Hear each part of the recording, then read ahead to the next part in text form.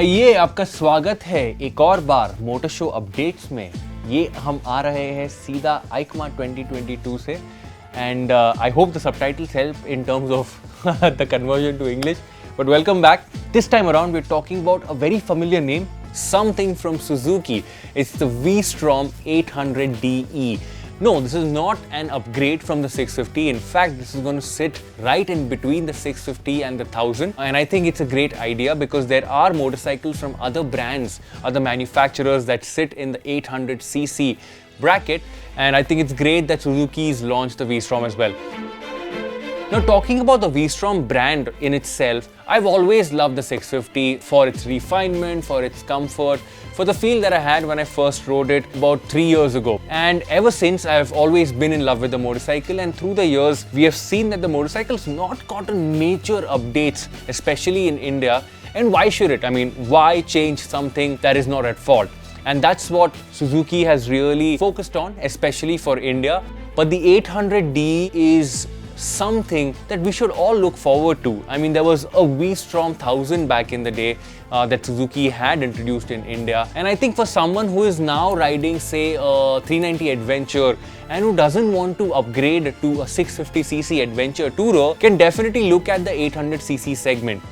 Of course, pricing of the motorcycle is a major factor because you are essentially going to take a big jump, but I don't have much information on if the motorcycle will be launched in India in the near future. That is something that we'll know in the coming days, weeks and months. But talking about the motorcycle itself, there are so many new things on the motorcycle because this essentially is a new motorcycle.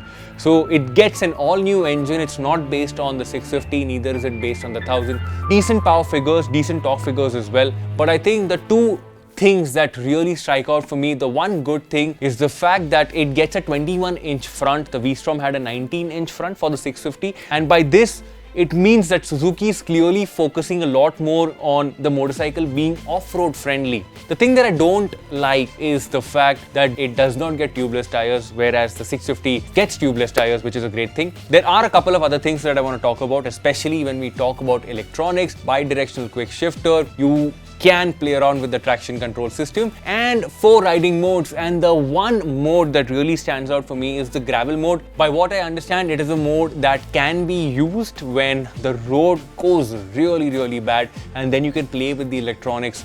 So in a sense, when we look at the V-Strom, it is still very much an adventure motorcycle, not just by its looks, but by the equipment that it has on offer. Suzuki has ticked a lot of boxes. Now, whether it comes to India is something that we'll only understand in the near future, but looking at what India has to offer currently in the 800cc segment, I think it'll be great if people get another option to look at. Pricing obviously is going to be higher than the 650, and looking at how Suzuki first introduced the V-Strom 650, the pricing that it came with, I hope it is super competitive. But again, like I said, all of these things in the near future.